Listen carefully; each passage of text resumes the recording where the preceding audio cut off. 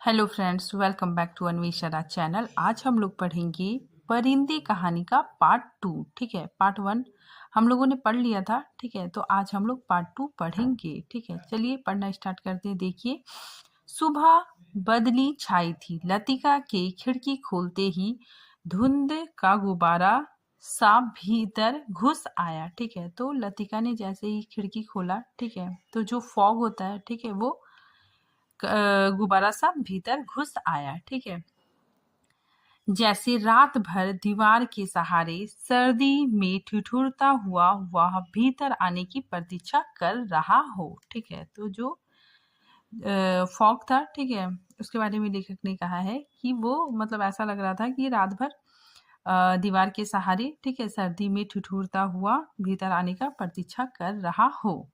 आगे देखिए, स्कूल के ऊपर चौपल जाने वाली सड़क बादलों में छिप गई थी।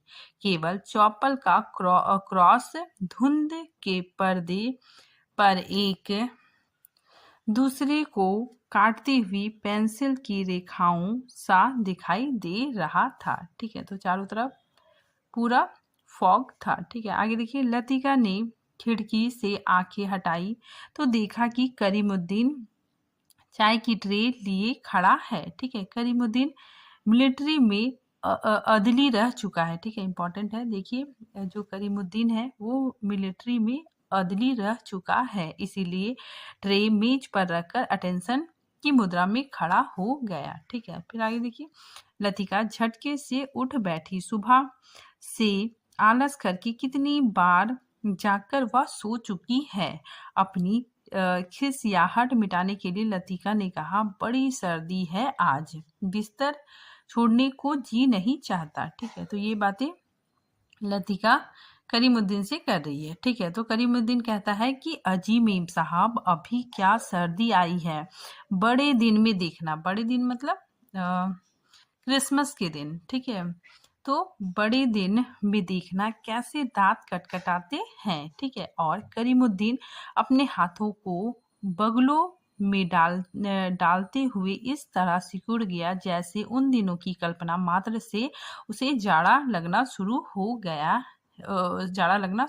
गया। ठीक है, तो वो क्रिसमस के दिन, ठीक है, 25 दिसंबर, ठीक है, उस दिन का कल्पना करके, ठीक है, वो ऐसे मतलब करता है जैसे उसको अभी से ही जाड़ा लग रहा है। ठीक है, अपने हाथों को पूरा मतलब ऐसे बगलों में दबा लेता है। ठीक है, आगे देखिए, गंजे सिर पर दोनों तरफ के उसके बाल गिजाब लगने से कथई रंग के भूरे हो गए थे। बात चाहे किसी विषय पर हो रही हो, वह हमेशा खींचतान कर उसे ऐसे क्षेत्र में घसीट लाता था जहां वह बेझिझक अपने विचारों को प्रकट कर सके। ठीक है, फिर देखिए, करीमुद्दीन कहता है कि एक दफा तो यहाँ लगातार इतनी बर्फ गिरी थी कि भुआली से लेकर डाक बंगले तक सारी सड़कें जमा हो गई। ठीक है, तो एक बार की घटना के बारे में बता रहा है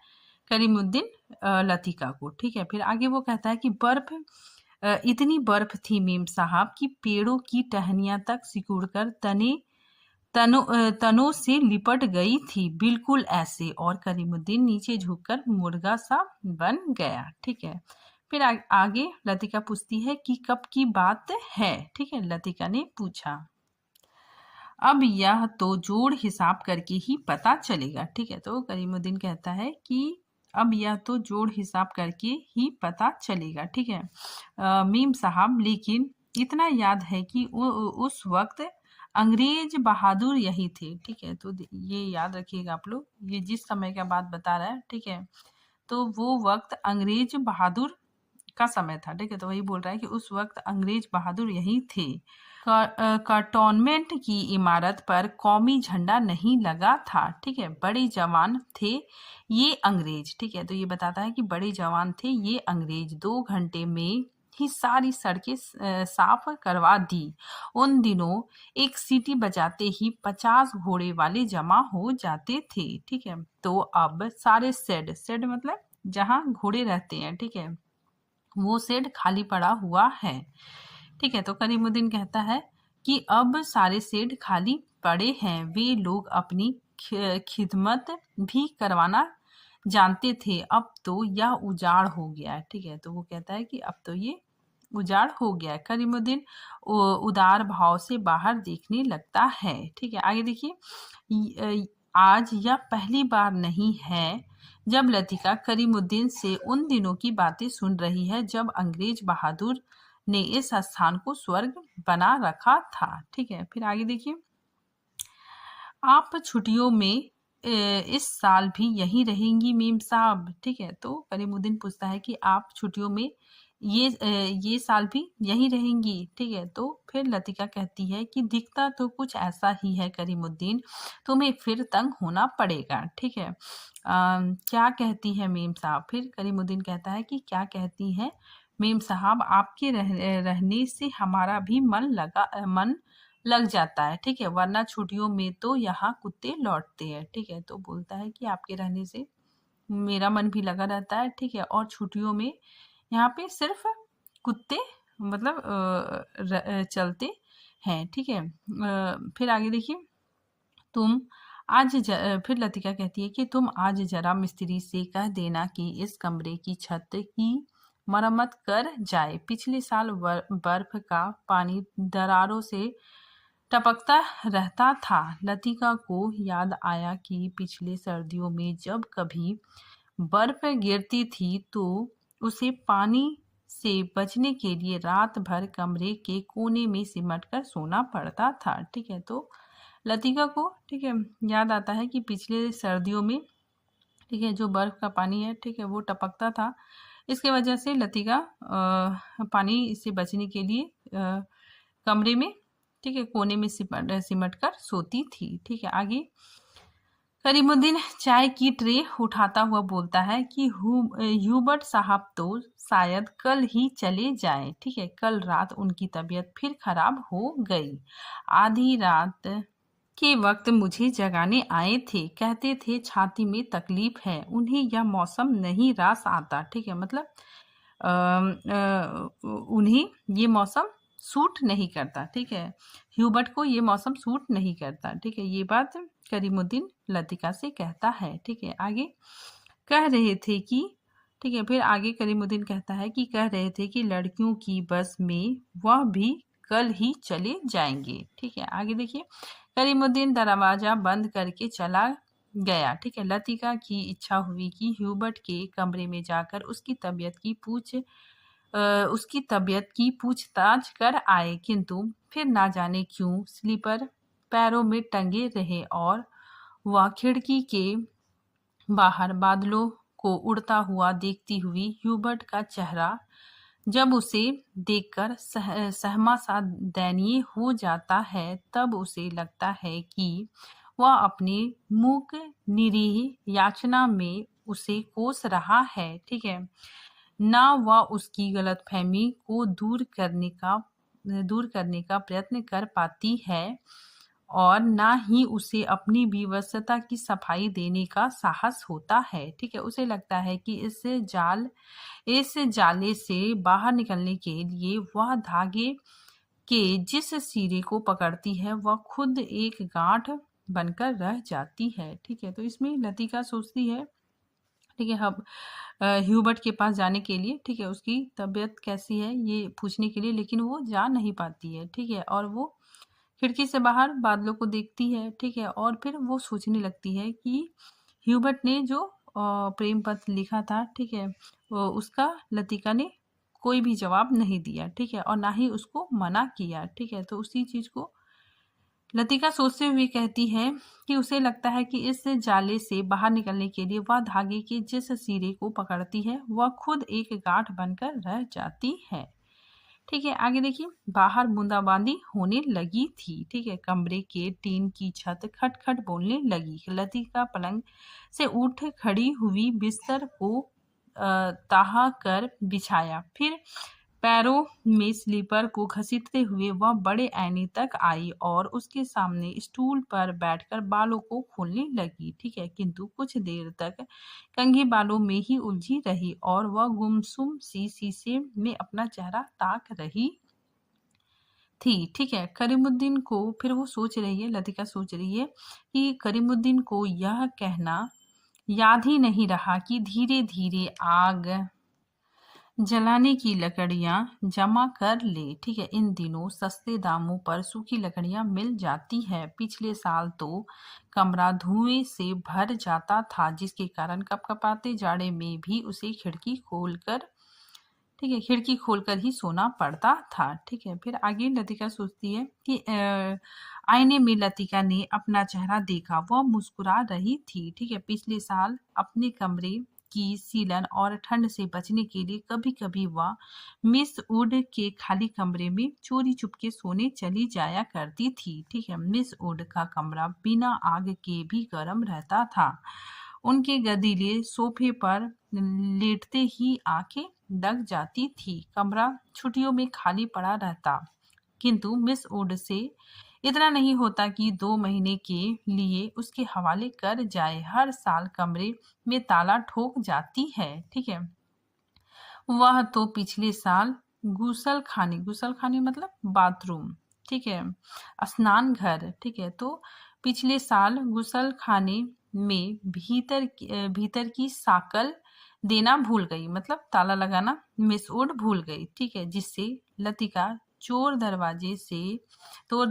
दरवाजे के रूप में इस्तेमाल करती रही। ठीक है, तो इसमें लतिका सोच रही कि पिछले साल मैं, ठीक है, मिस वुड के कमरे में, ठीक है, चोरी छुपे जाकर सोती थी। ठीक है, क्योंकि उनका कमरा बहुत ही गर्म रहता था। ठीक है, फिर आगे देखिए, पिछले साल अकेले में उसे बड़ा डर सा लगता था। ठीक है, फिर लतिका अपने बारे में ही सोच रही है। ठीक है, वो कह रही है कि पिछले साल अकेले में उसे बड़ा डर सा लगता था। ठीक है, अब जाहिर सी बात है, कोई नहीं रहेगा तो डर लगेगा ही। ठीक है, छुट्टियों में सारे स्कूल और हॉस्टल के कमरे साई साई करने लगते हैं। ठीक है, डर के मारे उसे जब कभी नींद नहीं आती तब वो करीमुद्दीन को, ठीक है, करीमुद्दीन को बुलाकर बातों में उलझाए रखती थी। ठीक है, और जब वो सो जाती थी तो करीमुद्दीन चुपचाप लैंप बुझाकर चला जाता था। ठीक है, यहाँ पे थोड़ा सा छूट गया है।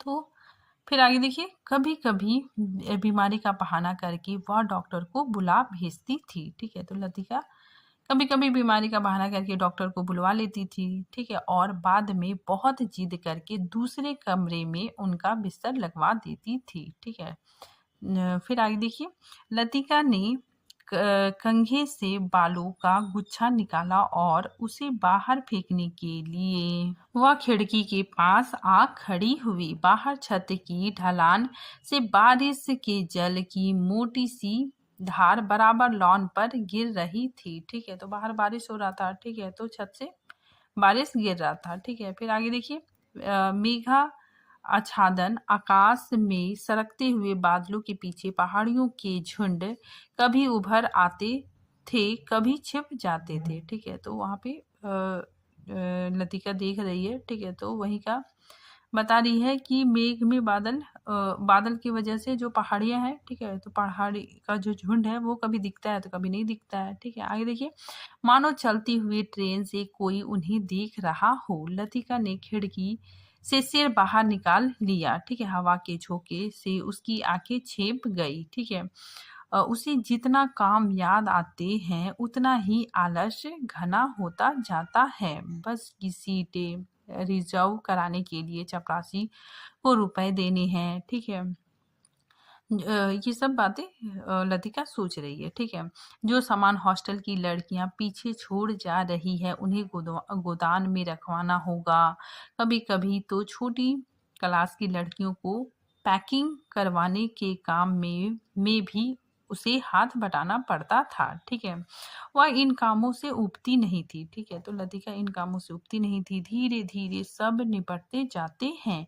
कोई गलती इधर उधर रह जाती है सो बाद में सुधर जाती है। हर काम में किचकिच रहती है, परेशानी और दिक्कत होती है, किंतु देर सबेर इससे छुटकारा मिल ही जाता है। ठीक है, किंतु जब लड़कियां, फिर लतिका बताती है कि किंतु जब लड़कियों की आखिरी बस चली जाती है तब मन उचाट सा हो जाता है। ठीक है, कॉरिडोर में घूमती हुई वह कभी इस कमरे में जाती और कभी उस कमरे में जाती। ठीक है, वह नहीं जान पाती कि अपने से क्या करे, दिल कहीं भी नहीं टिक पाता, हमेशा भटका भटका सा रहता है। ठीक है, फिर आगे देखिए, इन सब के बावजूद जब कोई सहज भाव से पूछ बैठता, मिस लतिका छुट्टियों में आप घर नहीं जा रही, तब वह क्या कहे। ठीक है, तो ये सब बातें लतिका सोच रही है। ठीक है, उसके बाद क्या होता है कि ding dong ding, special service के लिए स्कूल चौपल के घंटे बजने लगे थे। लतिका ने अपना सिर खिड़की के भीतर कर लिया। उसने झटपट साड़ी उतारी और पेटीकोट में ही कंधे पर तौलिया डाले गुसल खाने में घुस गई। ठीक है, मतलब बाथरूम में चली गई। ठीक है, फिर आगे देखिए, लेफ्ट राइट कंटोनमेंट जाने वाली पक्की सड़क पर चार चार पंक्ति में कुमाऊं रेजिमेंट के सिपाही की एक टुकड़ी मार्च कर रही थी। ठीक है, तो फौजी लोग मार्च कर रहे थे। ठीक है, तो देखिए, फौजी बूटों की भारी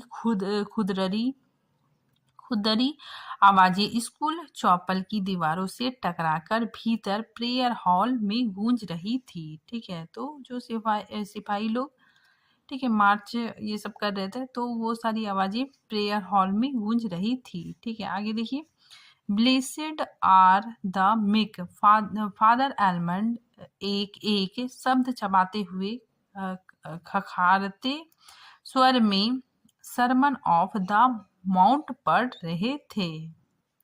ईसा मसीह की मूर्ति के नीचे कैंडल ब्रेयर्स के दोनों ओर मोमबत्तियां जल रही थी, जिसका प्रकाश आगे बेंच पर बैठे हुए लड़कियों पर पड़ रहा था। ठीक है, तो यहाँ पे देखिए, जो फादर एलमंड है, ठीक है, ये सरमन ऑफ द माउंट पढ़ रहे थे। ठीक है, और ईसा मसीह की मूर्ति के पास दो मोमबत्तियां जल रही थी। ठीक है, जिसका प्रकाश आगे बेंच पर बैठी हुई लड़कियों पर पड़ रहा था। पिछले लाइन के बेंच अंधेरे में डूबे हुए थे, जहां लड़कियां प्रार्थना की मुद्रा में बैठी हुई सिर झुकाए एक दूसरे से खुसर फुसर कर रही थी। ठीक है, मतलब आप आपस में बातचीत कर रही थी। मिस ओड स्कूल सीजन के सफलतापूर्वक समाप्ति हो जाने पर विद्यार्थियों और स्टाफ सदस्यों को बधाई का भाषण दे चुकी थी और अब फादर के पीछे बैठी हुई अपने में ही कुछ बुड़बुड़ा रही थी, मानो धीरे धीरे फादर को प्रॉन्ट कर रही है। ठीक है, आगे देखिए, आमीन, फादर एलमंड ने बाइबल मेज पर रख दिया। ठीक है, तो फादर के हाथ में जो बाइबल था, ठीक है, वो मेज पर रख दिया और प्रेयर बुक उठा लिया। हॉल की खामोशी क्षण भर के लिए टूट गई। ठीक है, तो जो हॉल की जो खामोशी थी वो क्षण भर के लिए टूट गई। कैसे टूटी, देखिए, लड़कियों ने खड़े होते हुए जानबूझकर बेंचों को पीछे धकेला। ठीक है, बेंच फर्श पर रगड़ खाकर सीटी बजाती हुई पीछे खिसक गई। ठीक है, हॉल के कोने से हंसी फूटी। ठीक है, तो हॉल में जो लड़कियां थी, ठीक है, वो लोग हंसने लगी। ठीक है, क्योंकि बेंच रगड़ खाकर सीटी बजाती हुई पीछे खिसक गई। ठीक है, आगे देखिए, मिस उड का चेहरा तन गया, माथे पर भ्रिकुंडियां चढ़ गई। ठीक है, फिर अचानक निस्तंभता छा गई। ठीक है, हॉल के उस घुटे हुए धुंधलके में फादर का तीखा फटा हुआ स्वर सुनाई देने लगा। ठीक है, फिर आगे देखिए, इसके बाद क्या होता है कि डॉक्टर मुखर्जी ने ऊब और उकताहट से भरी जम्हाई ली। ठीक है, और कहा, कब यह किस्सा खत्म होगा। ठीक है,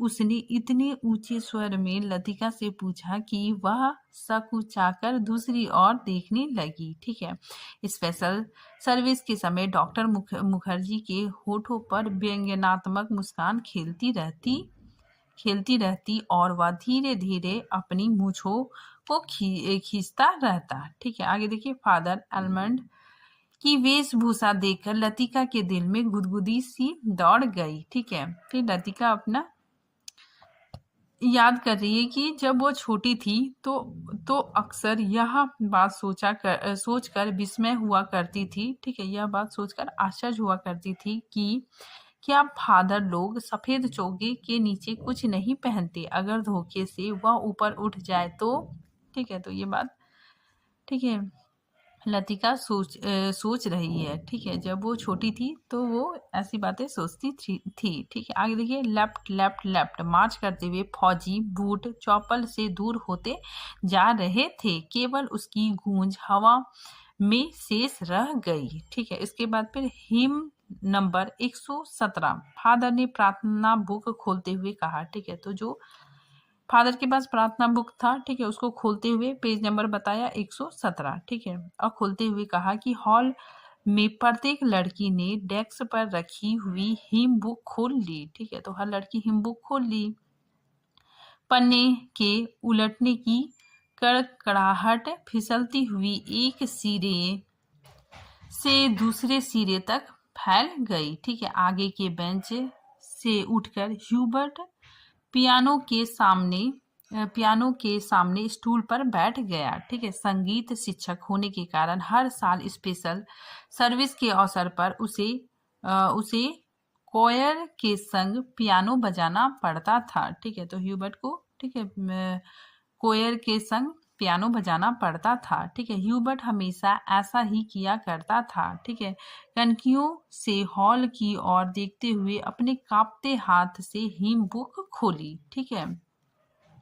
फिर पियानो के सुर दबे झिझकते से मिलने लगे। घने बालों से ढकी ह्यूबर्ट की लंबी पतली उंगलियां खुलते सिमटने लगे, ठीक है। कॉयर में गाने वाली लड़कियों के स्वर एक दूसरे से गूंथकर कोमल स्ट्रिंग लहरों में बीत गए, ठीक है।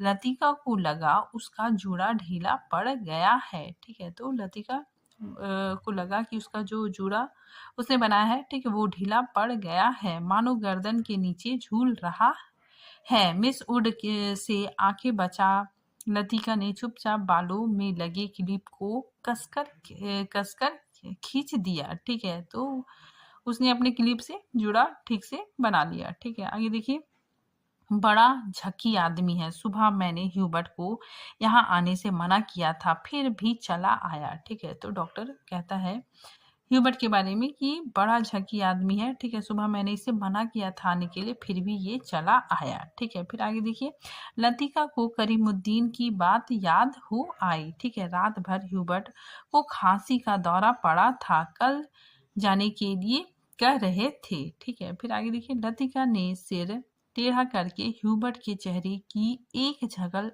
झलक पाने की विफल चेष्टा की, ठीक है। इतने पीछे से कुछ भी देख पाना असंभव था, ठीक है। तो लतिका ने ह्यूबर्ट को, ठीक है, देखने की कोशिश की, ठीक है, लेकिन वो बहुत पीछे खड़ी थी, ठीक है, इस वजह से वो उसे नहीं देख पा रही थी। पियानो पर झुका हुआ केवल ह्यूबर्ट का सिर दिखाई दे रहा था, ठीक है। तो आज ये टॉपिक हम यहीं पे ख़त्म करते हैं, ठीक है। नेक्स्ट पार्ट हम अगले वीडियो में बनाएंगे, तब तक के लिए थैंक यू।